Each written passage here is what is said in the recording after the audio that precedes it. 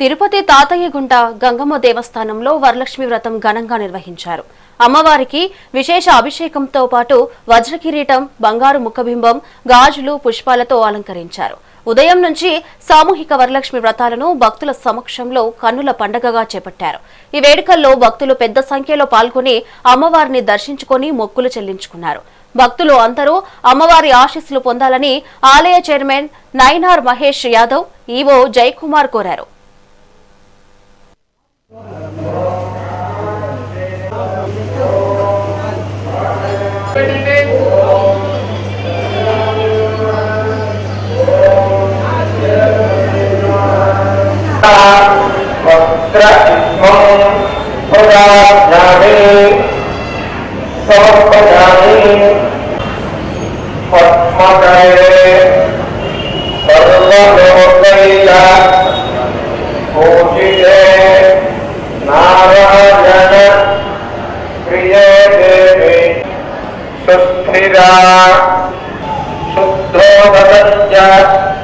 పాత్రస్థం గంధ పుష్పేవి గృహాణ శోధమోచితే శ్రీ వరలక్ష్మీ దేవతా పద్యం సమర్పయామి.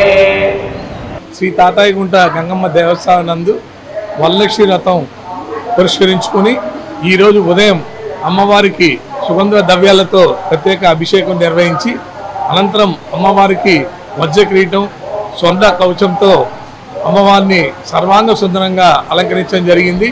ఈరోజు గాజుల అలంకరణలో అమ్మవారు భక్తులకి దర్శనం ఇస్తున్నారు. తదుపరి వరలక్ష్మి వ్రతం సందర్భంగా ఆలయంలో వ్రతాన్ని ఆచరించడానికి ఉభయదారులందరూ కూడా ఇవాళ ఆలయానికి వస్తారు. పూజ నిర్వహించుకొని అనంతరం అమ్మవారి ఆశీస్సులు వాళ్ళందరూ పొందడం జరుగుతుంది.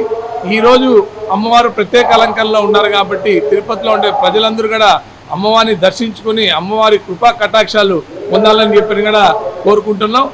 అమ్మవారి ఆశీస్సులు తిరుపతి ప్రజల మీద ఉండాలి, అదేవిధంగా ఆంధ్ర రాష్ట్ర ప్రజల మీద ఉండాలి.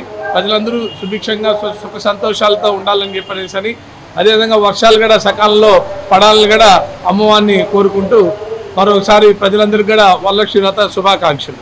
శ్రీ తాతయ్యగుంట గంగమ్మ దేవస్థానం నందు